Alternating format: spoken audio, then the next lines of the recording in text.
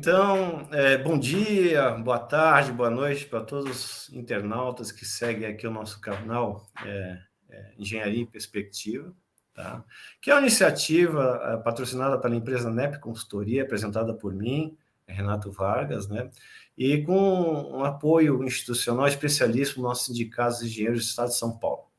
A gente tem feito, então, algumas entrevistas com os diversos temas da engenharia, de interesse da engenharia, na área de educação, na área de engenheiros que trabalham de fato nas empresas, nas fábricas, né? E a gente tem feito algumas entrevistas divulgadas aqui, espero que você esteja apreciando todas elas. Hoje nós temos um convidado bastante especial aqui, que é o engenheiro Paulo Padilha, né, que é um colega de longa data, e que tem uma experiência especialista para nos contar, porque ele, ao longo de sua trajetória, também já longa trajetória, né, ele tem uma experiência bastante importante, não só aqui no Brasil, como engenheiro, né, mas também ele participou de um movimento muito importante, que é exatamente esses engenheiros que foram lá para a Ásia, né, especialmente lá para a China, né, onde, então, ele foi lá dividir os conhecimentos e auxiliar nesse processo de crescimento econômico da China, através de transferência de tecnologia, de conhecimento e da sua experiência para a formação de engenheiros chineses e companhias chinesas, tá?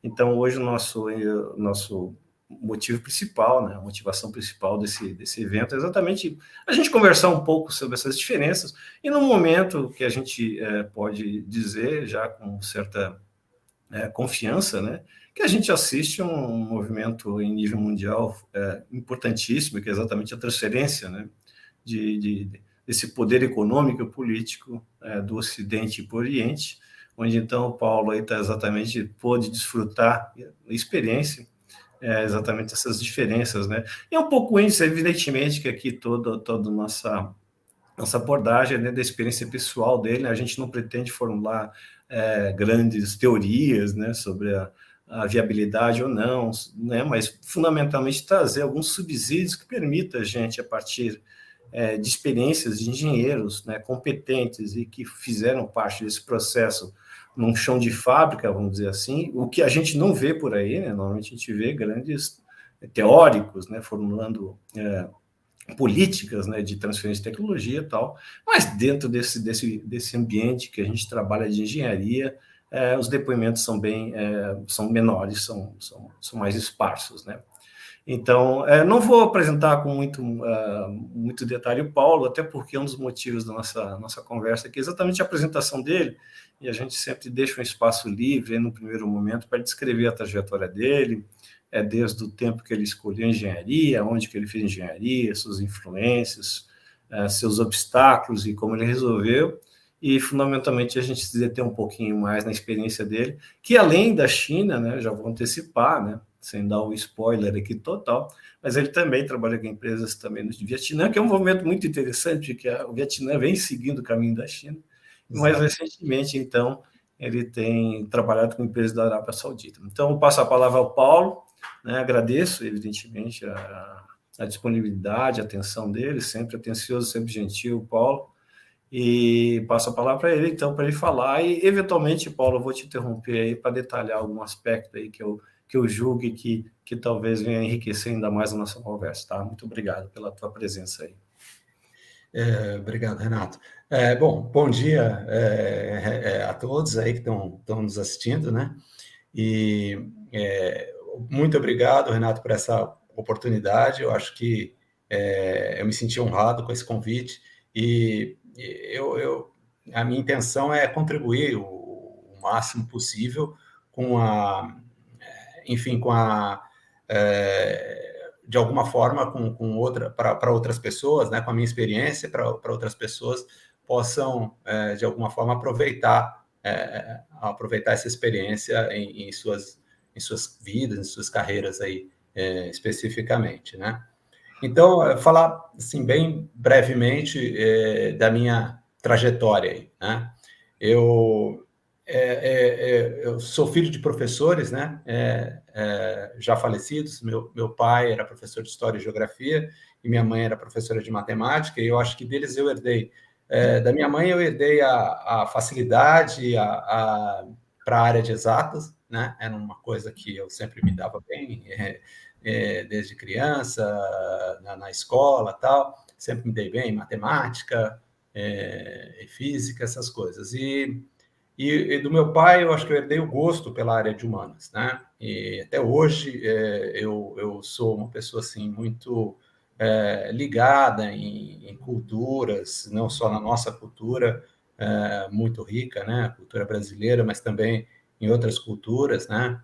Línguas e tudo. Mas assim, realmente profissionalmente, pelo menos era a ideia que eu tinha quando jovem, assim, não teria muito como me desenvolver profissionalmente na área de humanas. Mas acho que a área de humanas está sempre dentro de mim, sempre teve dentro de mim, e eu acho que é importante para a formação dos engenheiros, de um modo geral, né, que essa área seja considerada e não... quer dizer, o aspecto humano eu acho muito importante, né? Bom, eu escolhi, eu fiz, quando jovem, eu fiz o Colégio Naval, né? Minha ideia era seguir carreira militar, mas depois eu vi que Onde, Paulo? eu fiz o Você é aqui de Colégio São Naval Paulo. em Angra dos Reis, né? Você é aqui de São Paulo, Paulo. Sou de São Paulo, Tá. esqueci de falar isso, Uhum. sou de São Paulo, mas fui estudar em Angra, né? Foi a minha primeira experiência fora de casa, aos 14 anos, né? Fui estudar no Colégio Naval, mas depois eu vi que não, apesar do gosto pela Marinha, pelos navios e tal, eu não tinha muita esse dom para a vida militar, né? Mas foi uma experiência bastante válida, já acho que assim, a primeira experiência bem interessante. E depois, bom, eu entrei fiz poli, né? Entrei na USP, fiz engenharia naval, quer dizer, então essas raízes aí navais ficaram em mim.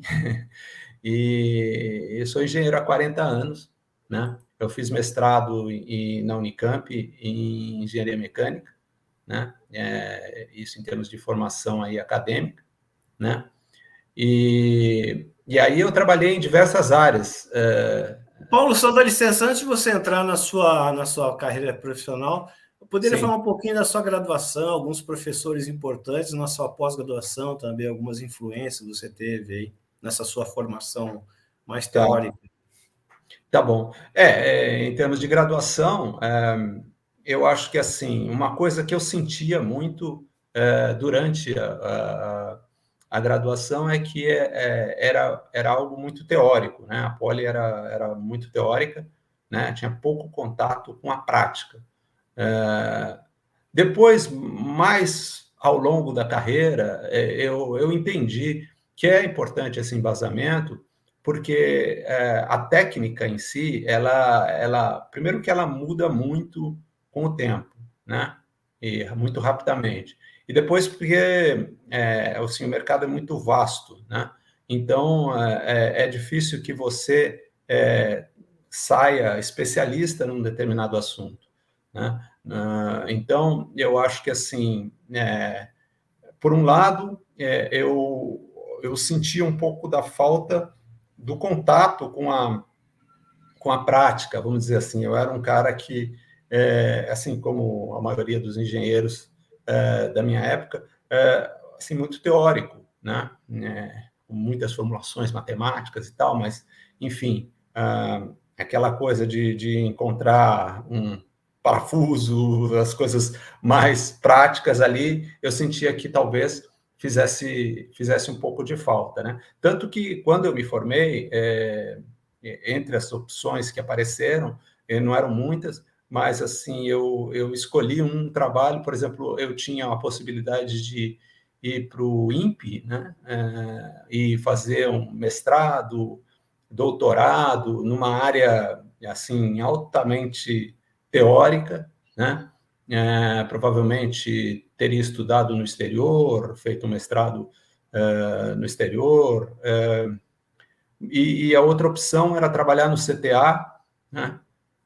na área de ensaios de foguetes, né? E eu escolhi, assim, sem pestanejar, eu escolhi a área de ensaios, porque eu queria justamente botar a mão na massa, vamos dizer assim, era a minha perspectiva inicial, tá? Da faculdade, assim, os professores, eu posso lembrar aí, por exemplo, o professor Gaspar Ricardo, que era um professor de estruturas, né, de resistência dos materiais, extremamente capaz, excelente, né? E, inclusive, ele, uma característica, uma curiosidade, ele fazia desenhos fantásticos. Eu lembro de ele fazer uma vista explodida, assim, de um vagão de trem com uma roda afastada, assim, em perspectiva. Era um desenho, assim, que era uma obra de arte, né? Ele ficou desenhando isso antes da aula, e quando ele chegou para a aula, estava lá aquele desenho no quadro, lá na lousa, né? Então, esse tipo de... e ele explicava, ele tinha uma visão muito, muito assim, ampla, né, das coisas. Eu acho que foi um dos professores que mais me marcou naquela época. Obviamente que 40 anos atrás, ou até mais, né, porque eu me formei há 40 anos atrás, as coisas mudaram muito, né? Os professores hoje muitos nem estão mais vivos, né? E esse foi um exemplo de um professor que eu gostei muito. Eu lembro de um outro que Mitio, o nome dele, já bem oposto ao professor Gaspar Ricardo, mas também importante na formação, que era justamente um dos poucos professores que deu um pouco mais de visão prática das coisas, na área naval especificamente, né? Então, ele tinha um conhecimento mais prático, já tinha trabalhado em estaleiro, esse tipo de coisa, então, foi também interessante, né? Mas eu acho que, no fim das contas, a universidade me deu essa bagagem teórica que, na época que eu me formei, eu não achava que era... que eu achava que faltava um pouco o lado prático das coisas, mas que depois, ao longo do tempo, foi importante porque, até quando eu fiz mestrado, meu orientador, que é uma pessoa que eu também acho extraordinária, né? A professora Arruda, da Universidade de Campinas, né? Da Unicamp, ele falou assim, não, acho que assim, a universidade ela não tem o papel de ensinar você a uma determinada área. Por exemplo, eu trabalhei a vida inteira com ruídos e vibrações, mas na faculdade eu tive muito pouco dessa área, né? E ele falava isso, que o mais importante era você ter a capacidade de aprender, né, uma determinada técnica, um determinado... se especializar numa determinada área, era mais importante do que o contrário, do que você ter, vamos dizer, a faculdade tentar formar pessoas em áreas específicas e que depois qualquer mudança no mercado ou qualquer mudança na própria evolução da tecnologia não permite que você se adapte rapidamente ao mercado. Não sei se, Renato, se eu expliquei mais ou menos o que você gostaria nessa área. Eu posso até falar um pouquinho mais do professor Arruda, da Unicamp, que realmente para mim foi um exemplo, né, de profissional, né? Eu já fiz numa outra época da minha vida, até fiz mestrado mais tarde, né, depois de 10 anos de formado, não, quase 20 anos de formado já, que eu fui fazer mestrado, né? E então já era uma pessoa bem mais especializada, né? Mas o professor Arruda também foi um excelente, não só orientador no sentido específico da área de ruídos e vibrações, que ele é uma autoridade mundial aí no assunto, mas assim como pessoa também, como ser humano, né? Uma pessoa fantástica. E ele falava muito da universidade no sentido de universalidade, né? Quer dizer, que a gente não ficasse preso especificamente a a uma disciplina ou mesmo a uma área, né, como a engenharia, mas que tivesse contato com a área de humanas, com outras áreas também, que era muito importante para a formação, né, do engenheiro, e de outras profissões, obviamente. Ô Paulo, e quando você saiu da universidade, você foi trabalhar onde? Quais são as dificuldades aí, os grandes desafios aí que você encontrou nessa adaptação ao mercado aí? Tá. Eu saí e fui trabalhar no CTA, né? Como eu falei, as opções na época que eu saí, no final de 82, né? Não estavam muito boas, assim, no sentido, muitos engenheiros navais, aliás, poucos engenheiros navais foram trabalhar na área naval mesmo, né? Já começou por aí uma adaptação, né? A gente teve, muitos foram trabalhar, inclusive na área de bancos, fora da área de engenharia, né?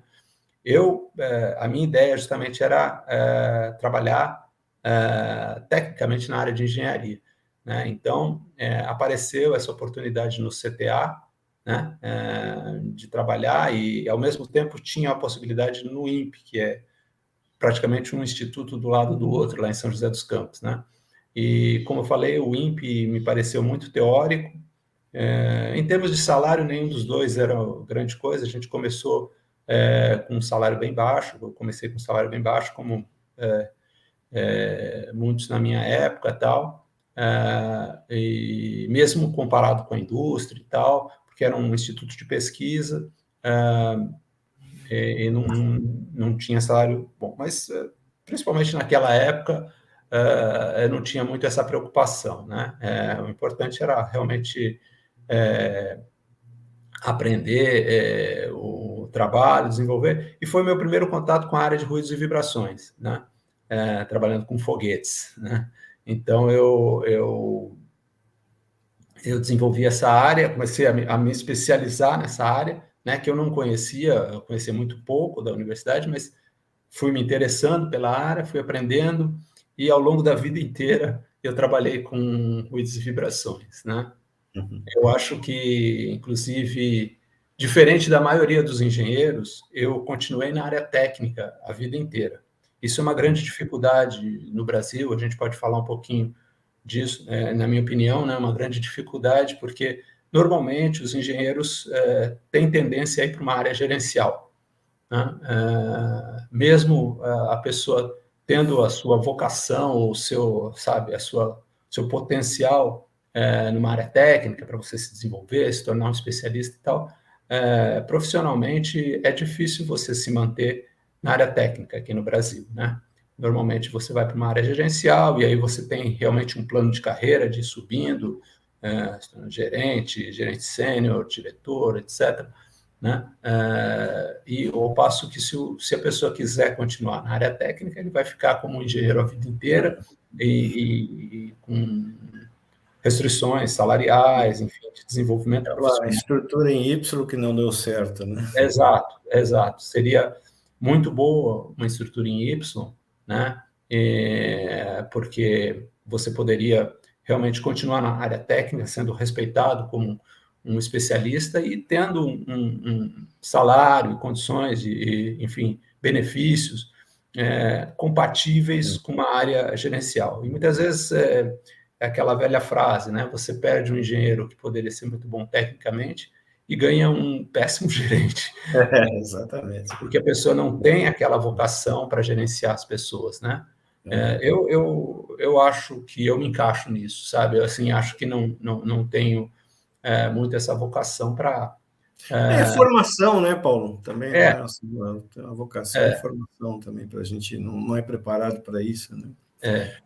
O Paulo... hoje, só para fazer um parênteses, hoje, no trabalho que eu estou na Arábia Saudita, né, que eu já comecei a trabalhar para eles, embora remotamente, né, eu agora estou como gerente, né, finalmente. Mas, assim, de todo jeito, é um trabalho, é um gerente técnico, né, que eu não vou me distanciar da área técnica, não vou ficar administrando pessoas, sabe? Eu vou trabalhar liderando uma equipe, mas de forma técnica, né? Tá. Ô, Paulo, não, eu acho que a gente podia seguir assim, né, cronologicamente, e aí você comentar aí a sua sequência, sua carreira, até quando você decidiu, então, ou surgiu a oportunidade de você trabalhar em outros países aí. Você trabalhou na GM também, né? Sim, trabalhei bastante tempo na GM. Que ano Então, mais ou menos isso aí, Paulo, só para a gente se situar aí tá, no. tá. Eu Então, depois do CTA, eu trabalhei com foguetes, né? Depois eu voltei um pouco às origens, eu trabalhei para a Marinha, né? Com submarinos e a área nuclear, né? Dentro da Marinha, né? No desenvolvimento do submarino nuclear, uh, da, quer dizer, trabalhei na Marinha em São Paulo, né? No escritório da Marinha em São Paulo. No Centro Tecnológico da Marinha, na Isso, época? né? Na época chamava CEPESP, COPESP, é né? COPESP, é. É, era tão secreto que até o nome remetia ao estado de São Paulo, né? Copesp, Companhia de Pesca do Estado de São Paulo. Na verdade, era a Coordenadoria de Projetos Especiais, né? Sim. Mas era um projeto na época secreto e tal. Trabalhei lá assim que saí do CTA. Foi também uma experiência muito boa do ponto de vista de desenvolvimento profissional. Continuei trabalhando na área de ruídos e vibrações, aí já mexendo com a parte de acústica de submarinos, parte de ruídos e vibrações Em que aplicado. ano foi isso, Paulo? Foi em 87 que eu fui para a Copesp e ali fiquei por 9 anos, né? Obviamente que como eu falei, do CTA, em termos de salário, não era, era bem inferior à indústria, né? Muita gente que tinha ido para a indústria, para a iniciativa privada, enfim, estava com salários muito melhores que os meus, né? Mas, assim, o desafio técnico, as oportunidades, inclusive na época da Copesp, eu viajei várias vezes para o exterior para fazer cursos, participar de congressos, etc. Isso foi muito bom para mim. Para mim, era uma coisa que eu gostava, sempre gostei, e então já foi um primeiro contato aí com o mundo exterior ao Brasil, né? E, e depois da Copesp, que eu saí em 96, aí eu fui para a GM, né? Onde eu fiquei um bom tempo, né? Aí eu realmente fui para a iniciativa privada. Eu lembro que, essa é uma curiosidade, mas era uma coisa que eu tinha um pouco de receio, né? Porque falavam muito do funcionário público que não trabalha como trabalha uma pessoa na iniciativa privada. E eu tinha um pouco essa preocupação, assim, poxa, eu vou trabalhar será que eu vou dar conta, né, de trabalhar na iniciativa privada? Mas não senti tanto essa diferença, assim, em termos de, sabe, eu consegui me dar bem, trabalhar na GM, tanto que eu fiquei 20 anos na GM, né, ou 19 anos, na GM, né, e foi um período muito bom, do ponto de vista de salário, melhorou as condições, né? Nessa época eu já estava casado, já tinha filhos, e então já a perspectiva de salário também era uma coisa que passou a ser mais importante na minha vida, e em termos de trabalho também foi assim muito motivante, né? Eu passei a desenvolver carros, eu participei de vários projetos da GM, né? Inclusive projetos que eu me orgulho, porque a GM tinha muito, ela passou a ser um centro mundial de desenvolvimento de carros, né? Então, alguns projetos, numa época, por exemplo, que nos Estados Unidos o custo de engenharia lá estava alto, né? Foram mandados para cá. Então, o projeto Hammer, né? Foi desenvolvido no Brasil, né? E apesar de que depois a empresa desistiu, né? Dessa marca, né? Ela passou a ser um pouco estigmatizada, né? Aqueles carrões jipões grandões aí, mas a gente eu consegui trabalhar nessa área e foi muito pessoalmente foi muito motivante, né? O orgulho de ter feito o H3T, que era uma picape Hummer, né? Vamos dizer, do início até o lançamento nos Estados Unidos. Era um carro desenvolvido no Brasil, mas para o mercado americano, né? Então, foi muito bom. Pessoalmente, apesar de ter trabalhado bastante na GM numa primeira fase, numa área mais técnica mesmo, desenvolvendo, fazendo testes de carros, análise modal, testes de ruído, de transmissão de ruído, etc. Eu passei a ser um líder de performance do time. Então, eu passei a liderar também, não só engenheiros no Brasil, mas no exterior, um líder técnico, né? Uma liderança técnica, não gerencial, como eu falei, né? Não administrativa, vamos dizer assim.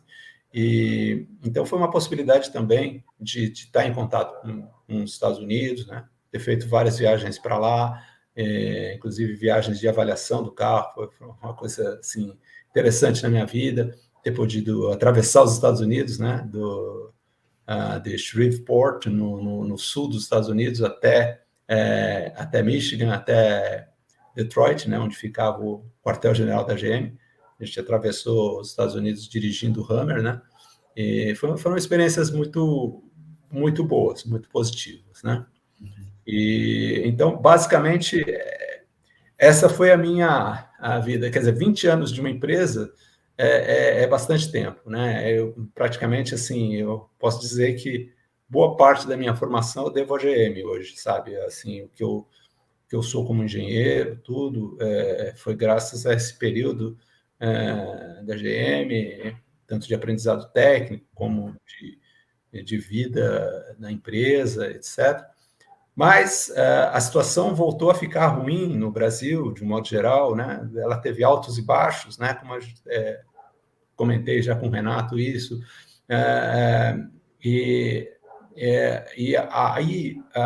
aí acontece uma coisa na vida do engenheiro que, pelo menos, é como eu vejo, né? Você começa a ficar um engenheiro mais velho, né? Eu já estava aí com meus 30 anos de formado, né? Indo para os 50 e poucos anos, e você começa a se sentir como um peso para a empresa, né? Quer dizer, a empresa, infelizmente, no Brasil, na minha opinião, não valoriza essa experiência, esse engenheiro velho, vamos dizer assim, né? Passa a ser um peso do ponto de vista de salário, porque você já está no topo do salário de engenheiro, né? Você é engenheiro sênior, e quando, de repente, trocar por um engenheiro recém-formado, sai muito mais barato, talvez até dois engenheiros recém-formados, você contrate. Fica por 2,25. 2,25, exato. E eu não sei, eu sinto que isso esse medo de perder o emprego acabou fazendo com que eu optasse por fazer um concurso público e pedisse demissão da GM, né? Foi uma reviravolta na minha vida, justamente com medo de perder o emprego, medo aquele risco da instabilidade, assim. Em que ano isso, Paulo? Oi?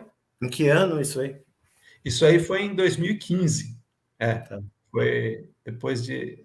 Ali o Brasil já entra numa turbulência, né? 2014, sim, 2015. Exato. Politicamente, a situação econômica do país já não estava boa, né? E então apareceu a possibilidade de fazer um concurso e eu voltei à Marinha, né? Eu fiz o concurso, passei muito bem e tal. Então mas foi um cavalo de pau na vida, vamos dizer assim, porque eu saí era um trabalho que tinha um salário bom, mais uma incerteza, assim, né, de quando que poderia ser mandado embora, né, e para justamente o contrário, um trabalho bastante estável, né, zero chance de ser mandado embora, né, como não chegava a ser funcionário público no sentido, aquele sentido antigo do termo, mas eu trabalhava para o governo, voltei a trabalhar para a Marinha, né, para o governo, mas o salário era quase que um salário de recém-formado, né? Foi uma opção que eu fiz, quer dizer, assim, enfim, foi um trabalho que me decepcionou, porque tecnicamente eu deixei por um período curto, porque eu acabei ficando pouco tempo lá, mas eu deixei de trabalhar na área de ruídos e vibrações, né? Apesar de que lá dentro eu tentei ajudar o pessoal que trabalhava na área, mas você, como uma pessoa concursada, você acaba sendo colocado numa outra área. Era uma coisa, talvez se eu fosse um recém-formado e tivesse passado nesse concurso, ótimo, eu poderia me desenvolver nessa área que eu tinha sido colocado, mas não era o caso. Eu tinha uma bagagem que eu não podia usar, porque não tinha por que usar, e, por outro lado, era um pouco frustrante, né, do ponto de vista de trabalho. Além de tudo, um salário bem restrito, obviamente que tinha questão de a previdência privada da GM, que comecei a usar para complementar o salário e tal, mas não, realmente foi uma experiência ruim. E aí é que eu acho que aí que apareceu eu dei uma nova guinada na minha vida, que foi justamente uma guinada. Eu fui para, vamos dizer, para desacelerar, né, para tirar o pé do acelerador, porque ali era uma vida tranquila para ter, não precisava me preocupar que nunca seria mandado embora, com um saláriozinho pequeno e tal, e de repente surgiu a oportunidade de eu ir para a China, né? Então, eu posso falar um pouquinho de como aconteceu isso, né? Na verdade, eu comecei a procurar lá, procurar coisas no exterior. Confesso que China não era um lugar que eu procuraria, né? Nem procurei, né? Procurava Europa, Estados Unidos. Eu pessoalmente tenho uma preferência pela Europa do que pelos Estados Unidos, mas obviamente que um trabalho nos Estados Unidos seria uma coisa motivante, enfim, em termos de salário, em termos de tudo. Comecei a procurar de uma forma, vamos dizer assim, não radical. Eu estava tentando ali no LinkedIn e tal. Aliás, o LinkedIn eu acredito que seja uma ferramenta excelente, né, para busca profissional, principalmente fora do Brasil, né? E a minha ideia era essa, né? Ter uma experiência internacional na minha vida, assim, morar fora do país, mas não aconteceu, né? Tive algumas entrevistas, mas não aconteceu nada nesse sentido, assim, né? Com Europa. E, de repente, veio uma headhunter, veio me procurar, perguntando se eu não queria participar de uma entrevista de emprego e tal, para a China, né? E eu fui meio que assim, sabe? Eu acho que aí é a minha visão um pouco pessoal assim das coisas, né? Eu acho que assim, um colega meu falava que a vida conspira a nosso favor, né? Eu acho que até assim eu tenho que eu acho que é a minha visão mais religiosa, assim, de que eu acho que Deus é que ele coloca oportunidades para a gente, né? Obviamente que tem o lado nosso, não é só assim. Eu acho que eu fui privilegiado de ter tido essa oportunidade, assim como outras oportunidades na minha vida, né? Essa foi uma assim que caiu do céu, vamos dizer assim, né? Mas ao mesmo tempo, acho que tem também o nosso lado, que é a gente ter a ousadia, ter a coragem de aceitar um desafio desse tipo, né? Eu lembro que estava assim, quer dizer, estava diametralmente oposto àquilo, né? De repente eu tinha um emprego estável, eu ia para um país totalmente desconhecido, né?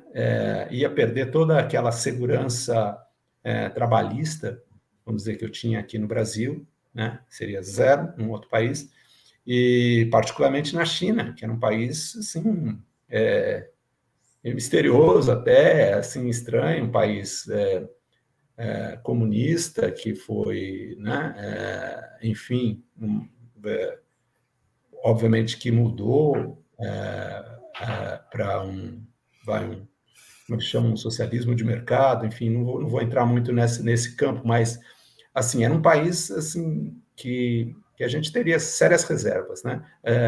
E além de tudo um país um governo autoritário, né?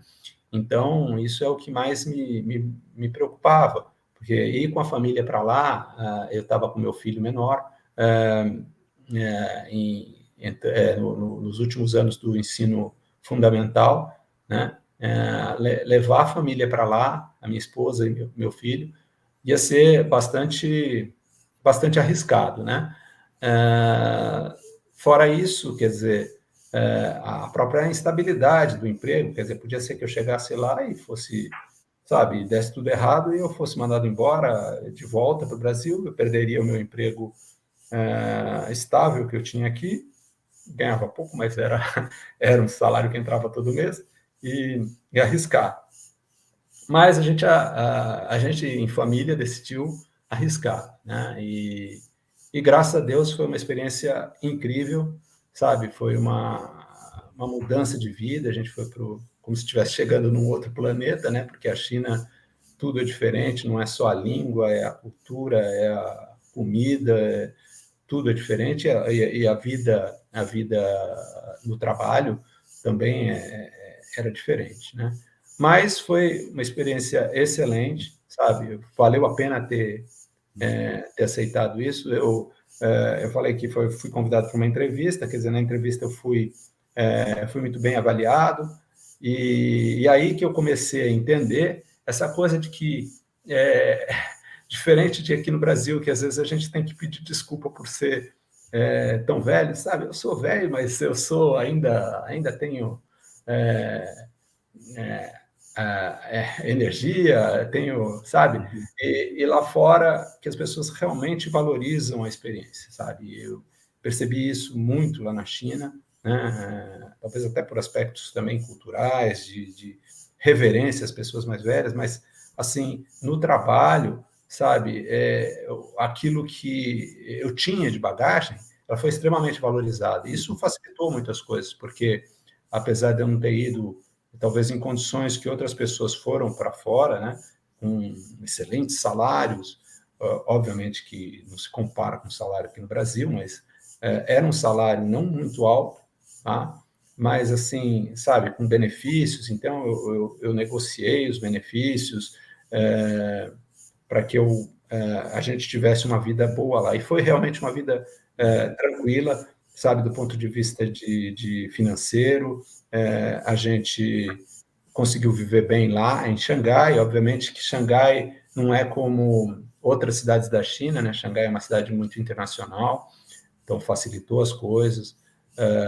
Meu filho estudou numa escola internacional lá, paga pela empresa, né? E isso fez toda a diferença, por exemplo, na vida dele. Hoje ele mora no exterior, estuda no exterior, né? Graças a essas portas que se abriram para ele.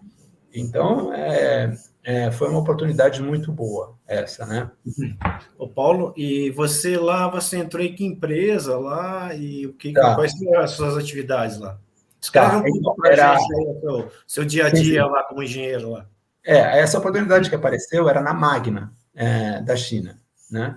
A Magna é uma empresa multinacional, né? De origem austríaca, né? Hoje ela é contratada, ela é uma empresa comprada pelo Canadá, né? Quer dizer, uma empresa canadense, enfim, é uma empresa mundial. Mas a base dela, técnica, é na Áustria, né? E dessa área, né? Porque a Magna tem várias áreas que ela atua, né? No setor automobilístico, basicamente, mas era de serviço de engenharia, ou seja, a Magna não desenvolvia carros para ela mesma, mas para outras empresas, né? Empresas chinesas, embora não necessariamente, né? Poderiam ser empresas multinacionais instaladas na China. Mas, no meu caso especificamente, eu trabalhei prestando serviço para uma empresa chinesa, como Magna, né? Principalmente para essa empresa chinesa, tinha vários projetos, enfim. Eu também, com a minha experiência, eu era um líder de equipe, né? Um líder técnico, mais uma vez, né? Eu contratei a minha equipe lá, contratei chineses lá para trabalhar comigo, e foi basicamente esse o trabalho. e trabalhava com carros elétricos, né? Comecei a trabalhar com carros elétricos, que é uma coisa que, infelizmente, aqui no Brasil está muito aquém, né, do que a gente deveria, né?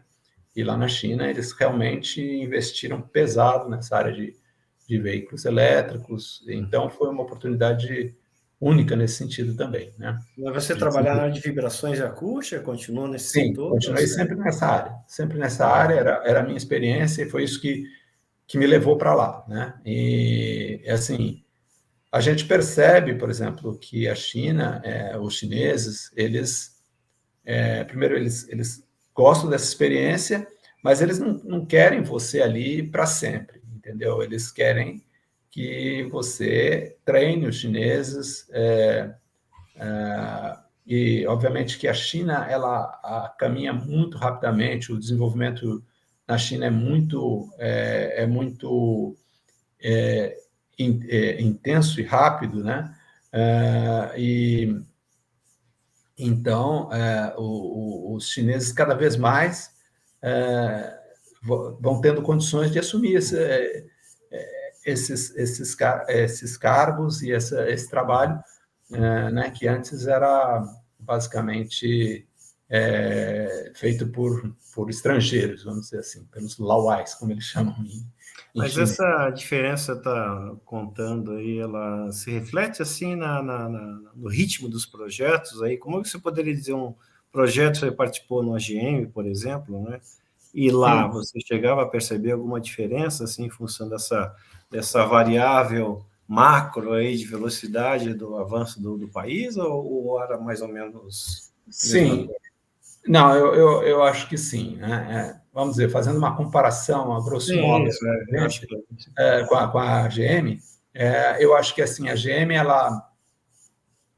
ela tinha procedimentos bem estabelecidos e já desenvolvidos ao longo de anos e anos, décadas, né, de desenvolvimento. Então, ela tinha processos muito bem estabelecidos, ao passo que a China não tem isso, né? Não tinha isso, né? Então, eram empresas novas, empresas que nunca fizeram carro antes, começaram a fazer. E isso, então, é um pouco cultural também isso, né? O chinês, eu lembro que um colega falava que era como um cara que está correndo, entendeu? E ele cai, tropeça, cai, levanta e continua correndo, entendeu? Assim, faziam erros, assim, às vezes enormes, mas arriscavam, entendeu? E corrigiam rapidamente, né? Então, não sei se eu deixei claro, se eu consigo deixar claro isso, mas assim, a gente sentia uma filosofia de trabalho diferente, né? Uma filosofia mais ousada, vamos dizer assim, né? E então houve muitos erros, a gente percebia que, mas a rapidez com que se corrigia e se avançava, eu estou falando de uma forma um pouco mais macro, tá? Não uhum, especificamente no sim. projeto que eu trabalhei, mas refletia isso nesse projeto, né? Então eu acho que assim e a gente percebia, por exemplo, eu saí daqui do Brasil com aquela ideia de carros chineses, é, tipo Sherry, aqueles carros, inclusive carros até copiados, né, do Ocidente, né, assim, praticamente um copy-paste, né, Uhum. de carros ocidentais, né, carrinhos ruins, vamos dizer a verdade, sabe, sem qualidade, né, e carros pequenos, de baixo custo. E eu cheguei lá na China e lá os carros eram totalmente diferentes, eram carros muito mais modernos, né? Tanto os carros não chineses, como Tesla, por exemplo, entrando no mercado chinês, né? Quanto os carros que eles estavam desenvolvendo lá. E rapidamente, hoje, sabe, não é mais a mesma coisa. Os carros chineses são de uma qualidade muito melhor do que eram há poucos anos atrás, entendeu? Então, isso acho que reflete nessa, nessa filosofia um pouco diferente de encarar. Obviamente que tudo isso tem um preço também, né? Quer dizer, houve muitos erros, muitas cabeçadas, assim. Mas esse seu cenário aí me remete a duas variáveis, me parecem importantes. Uma assim, é a quantidade de trabalho, né? As horas trabalhadas aí que a gente pode falar um pouco, e outra qualidade também, né? Então, eu acho que poderia começar pela qualidade, talvez seja mais simples, mas você percebeu, assim, um engenheiro sair da universidade chinesa, e aqui a realidade deles, como é que eles saíram, sei, mais preparados, mais, assim, É, mais...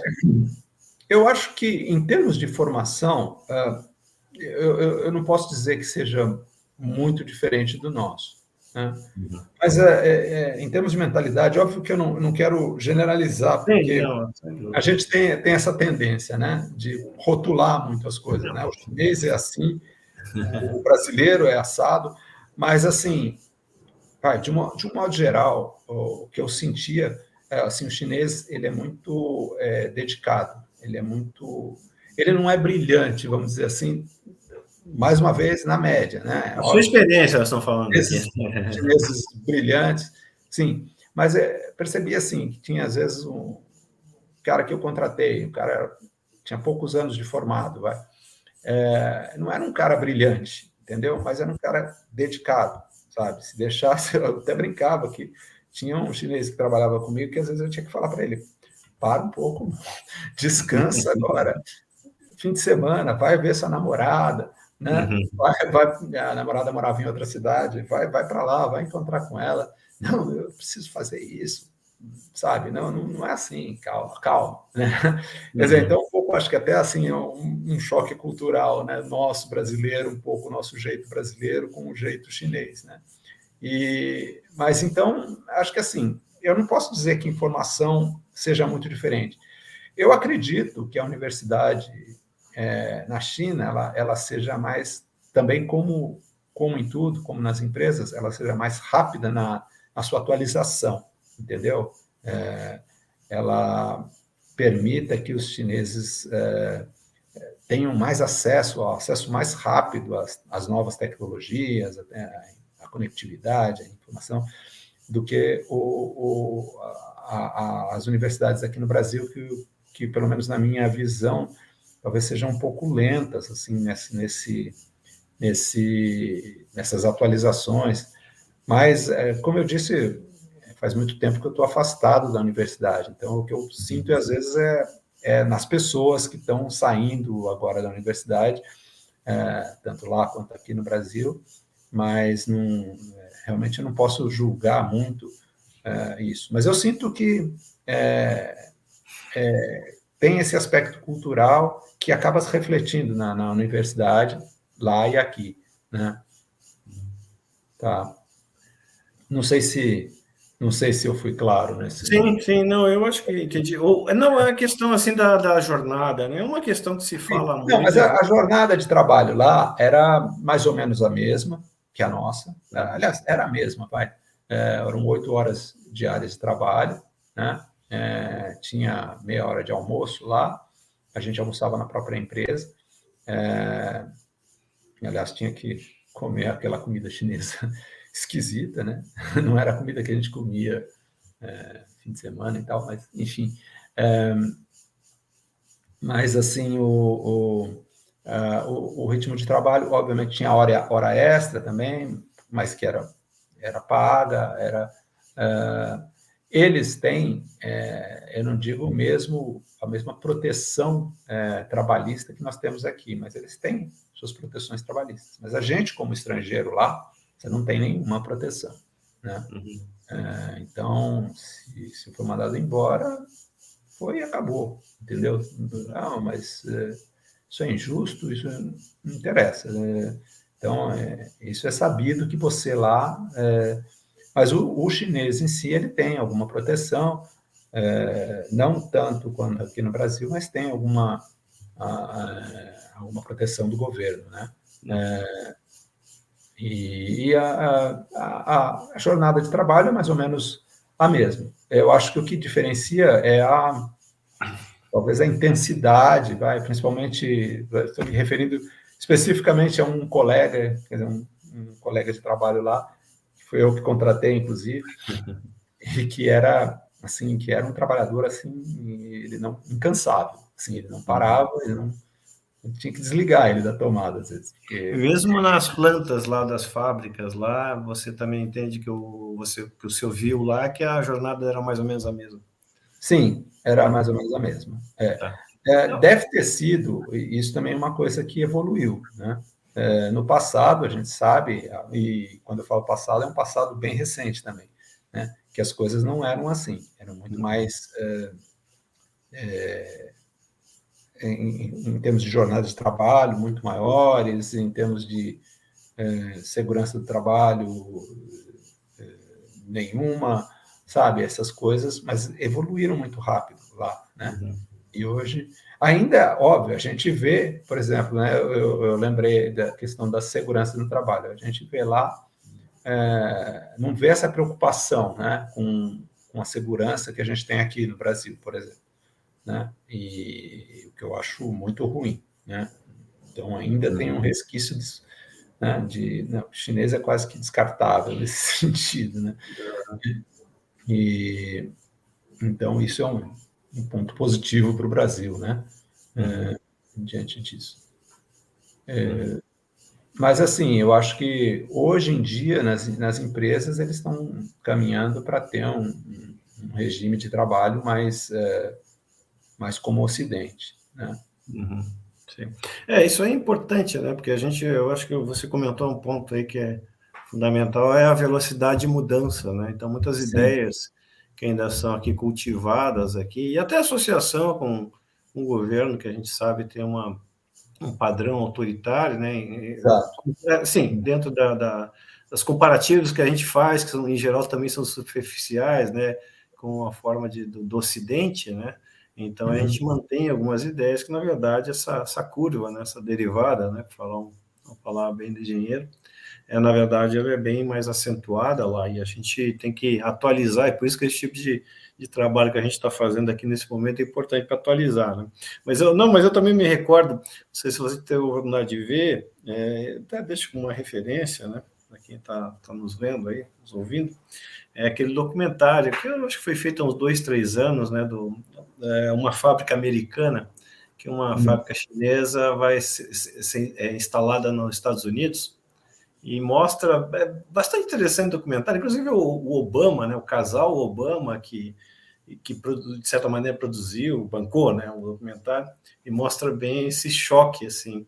Mas, de certa maneira, eu acho que aí tu toca num ponto importante que avança sobre esse tipo de abordagem, que é exatamente como isso está mudando rápido, né? Acho que esse é o grande ponto, e não estabelecer as diferenças, mas que essas diferenças estão dentro de um contexto político e está mudando rapidamente. Isso aí é fundamental, né? Acho que é essa adaptação que você falou no começo, da China se tornando uma potência, né? Percebendo que tem que fazer algumas coisas nesse sentido também, de se atualizar em termos de regime de trabalho, etc.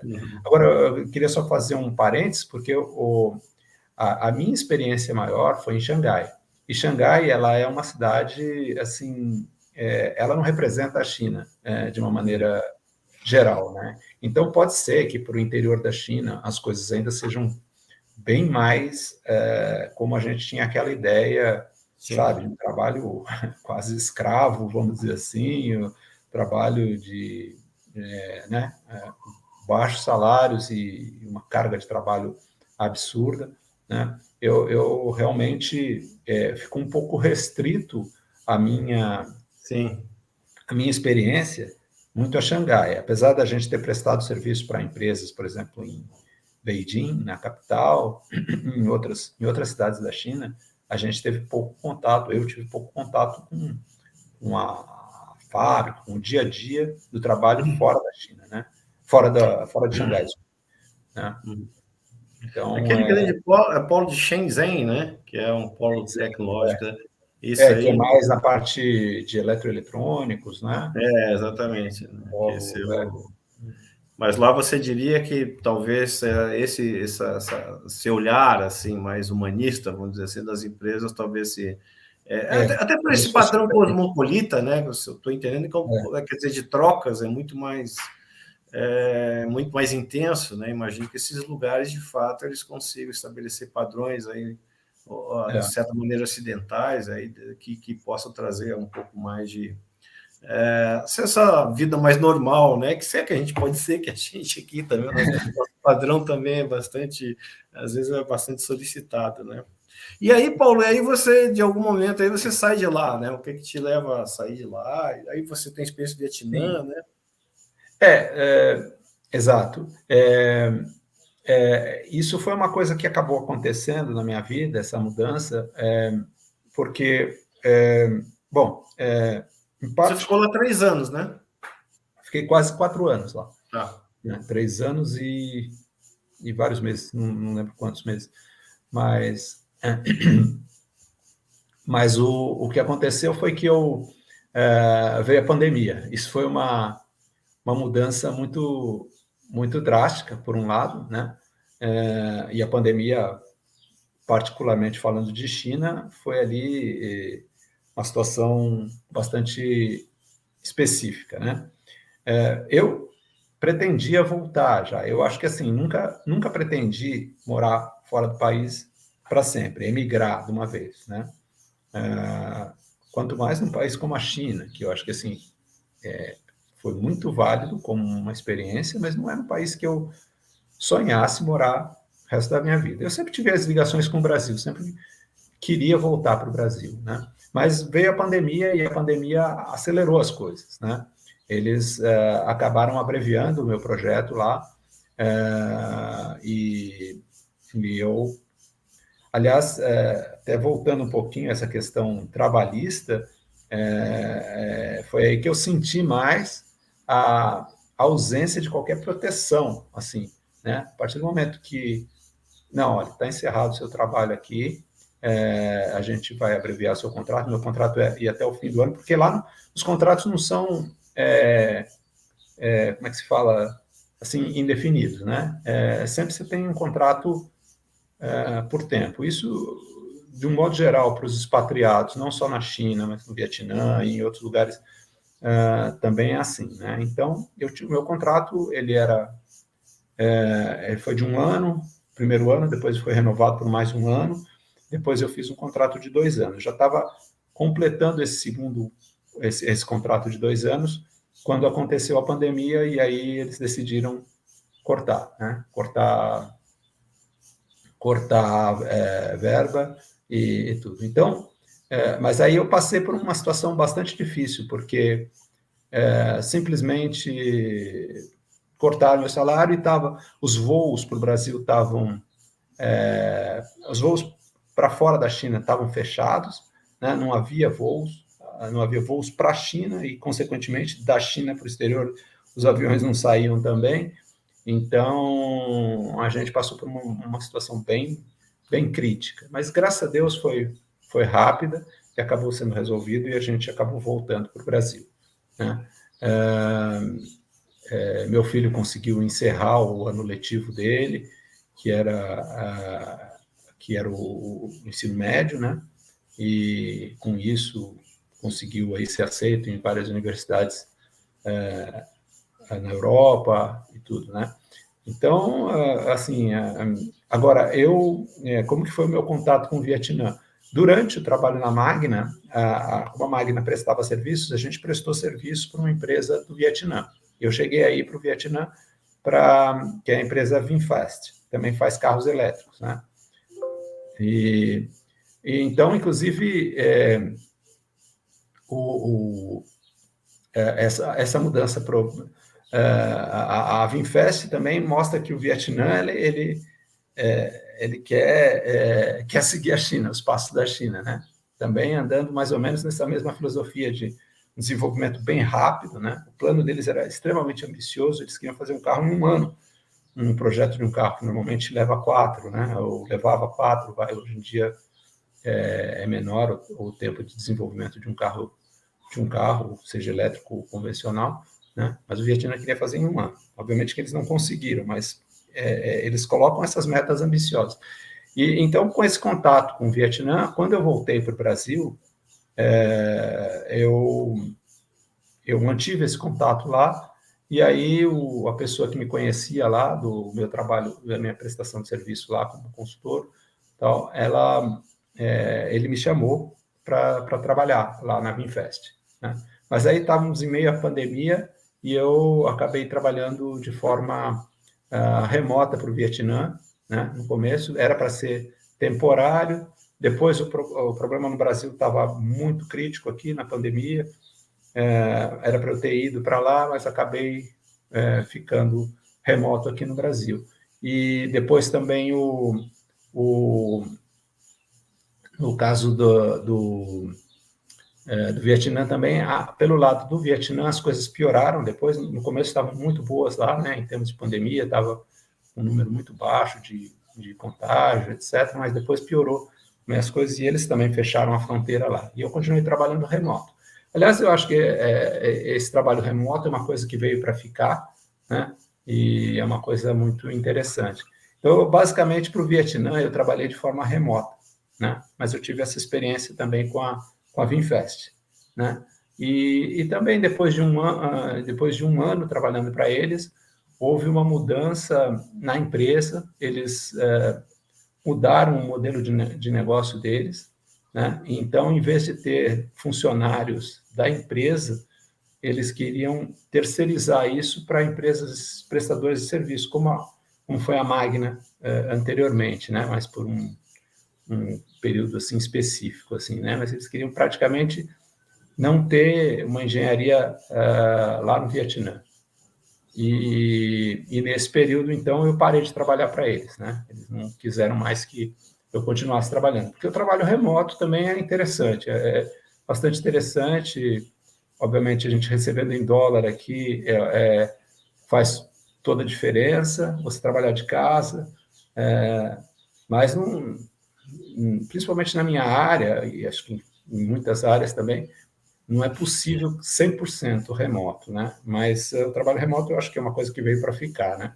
E é algo interessante também, e essa experiência de trabalhar para uma empresa de fora do Brasil remotamente foi bastante válida para mim, né? Tá? Exato, ainda tem uma limitação, né? Assim, a questão do fuso, eu acho que é uma coisa, parece uma coisa menor, mas não é, né, Paulo? Nesse tipo de Não é. E aí depende muito de como que as coisas são lidadas nesse sentido, né? No caso da Vinfest, eu fiz um acordo com o meu chefe lá e eu trabalhava parcialmente no horário deles e parcialmente fora do horário deles. Então, não foi tão crítico para mim. Tinha que trabalhar de madrugada, num determinado horário, né? Mas depois eu podia também compensar e dar uma dormida durante o dia e depois fazer o meu horário brasileiro aqui. Não foi ruim, foi um esquema bom. As mudanças que aconteceram na Vinfest, só para complementar, também mostram um pouco essa mesma ideia da China, da velocidade das mudanças e às vezes das cabeçadas, que a empresa ela foi numa direção e aí ela percebeu que não era por aí. Então ela voltou atrás. E aí outras pessoas foram contratadas. Hoje a empresa tá com bastante engenheiros trabalhando para ela novamente, inclusive muitos brasileiros trabalhando lá, né? Uhum. Mas o engraçado é que o meu chefe lá na Vinfest também saiu, né? E ele é que acabou sendo contratado por essa empresa na Arábia Saudita e me chamou para trabalhar com ele, né? Então, acho que assim a gente cria esse networking e acaba sendo importante, né?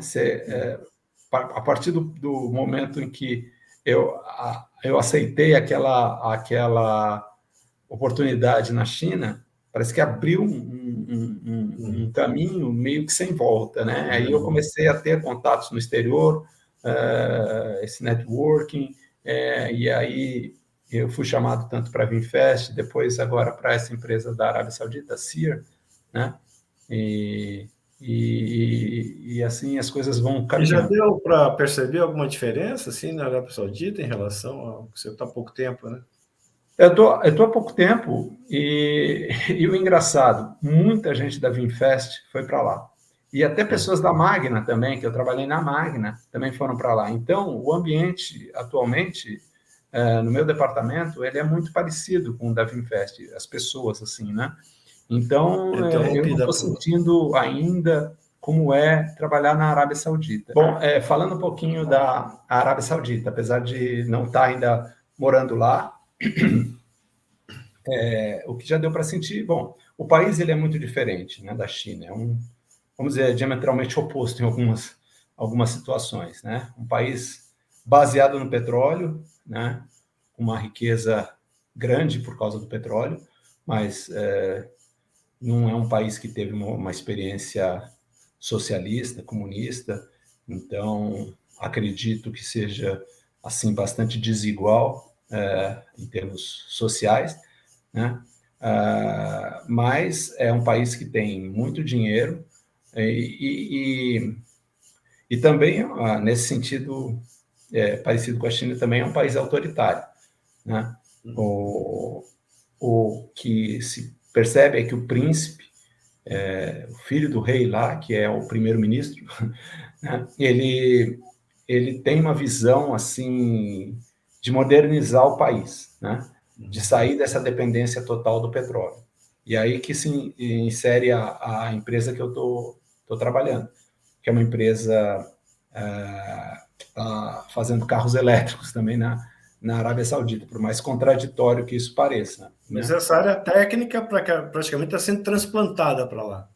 Ou lá Sim, tem alguma estrutura técnica de engenharia, alguma coisa? não, pouca coisa, pouca coisa. Tanto que, assim, tem sauditas trabalhando na empresa, mas, assim, a grande maioria são estrangeiros, né, que estão lá. Né? Eu acredito que também, nesse sentido, seja um pouco diferente da China, porque a China ela tinha muito a perspectiva de treinar os chineses para substituírem os estrangeiros e, no futuro, ficarem só os chineses. Na Arábia Saudita, eu acho que isso não é uma coisa, uma preocupação, pelo menos não é uma preocupação atual. Talvez venha a ser. Né? E, obviamente, que outras coisas também são muito diferentes. Né? A velocidade que as coisas acontecem, culturalmente, é um pouco diferente, a filosofia de vida. Né? Por outro lado, tem coisas que são até surpreendentes, por exemplo, o salário lá, o salário bruto é igual ao salário líquido, não tem imposto de renda, né? Então, são diferenças assim que fazem o trabalho lá ser, no fundo, ser bem diferente de trabalhar na China. Isso que eu posso dizer assim no momento, entendeu? Ainda acredito que o impacto cultural vai ser bem grande quando eu chegar lá e mesmo a vida na empresa vai ser mais sentida realmente quando eu estiver lá, entendeu? A gente imagina. Paulo, você teria mais alguma coisa, assim, ou umas palavras aí mais genéricas sobre a engenharia, suas experiências, alguma coisa que a gente não teve a oportunidade de abordar, que você gostaria ainda de comentar aqui? Não, eu acho que eu falei de uma maneira geral da minha experiência, né, da minha visão das coisas. Eu não teria, não, mas eu me coloco aí à disposição para qualquer possibilidade aí, eventualmente algum debate, ou mesmo eu estando lá na Arábia Saudita, de repente nós conseguimos fazer alguma coisa nesse sentido. E mais uma vez agradeço muito aí a oportunidade, Renato, estar falando aí, para estar mostrando um pouco do meu conhecimento. Eu espero ajudar as pessoas que estão nos assistindo de alguma forma, né? Inspirar, talvez. Né? Uhum. Tá bom, Paulo. Eu que agradeço aí a sua atenção. Foi bastante esclarecedor, tá? Achei muito boa aí a sua conversa e suas explicações, a sua descrição aí, muito cuidadosa também. Eu sei que essas experiências são tão boas quanto são críticas, né, para a gente fazer comentários e sempre, claro, evidentemente, a gente ressaltando que é a sua experiência, né? Então, a generalização, principalmente para os países como a China, como a Arábia Saudita, são praticamente impossíveis, né? Porque são quase que impenetráveis aí nos seus detalhes, né? Então, de fato, eu acho que dentro da expectativa e dentro da perspectiva que a gente tem, que a nossa ideia de dar de engenharia, dentro especialmente da China, e algumas diferenças, acho que foi muito esclarecedor. E eu quero agradecer a tua gentileza, a tua atenção, né? E evidentemente que em futuro aí, próximo, né, a gente vai voltar a conversar, e aí dentro de uma perspectiva, aí você já lá provavelmente instalado na Arábia Saudita, espero que você tenha uma adaptação tão boa quanto você teve na China, aí, para que também a vida da gente tem que ser beneficiada por toda a nossa experiência tal, e que a gente possamos ver. A gente, às vezes, lamenta, eu, pelo menos, sou engenheiro da tua geração, né, também. Aqui, em outra entrevista, eu estou aqui de teimoso como engenheiro técnico, né, porque a gente passou por tantas crises e tantas situações complicadas que meu período, quase 40 anos como engenheiro, eu diria que tem muito mais períodos de crise que propriamente de uma bonança técnica ou do engenheiro, né? Então, de fato, por isso que essa experiência, essa sua seu escape, no bom sentido, né, para outros países, aí eu acho que isso aí é uma coisa salutar aqui para todo engenheiro que está aqui no Brasil, saber que também tem iniciativas, tem grandes possibilidades em outros países, né, uma vez que às vezes o Brasil insiste em nos negar algumas oportunidades que a gente teria por direito, né? Então, te agradeço mais uma vez, o Paulo Dias, sempre muito gentil, sempre muito solícito aí, e espero te ver em outras oportunidades aí. Tá bom, Paulo? Obrigado aí. Obrigado. Tchau, tchau.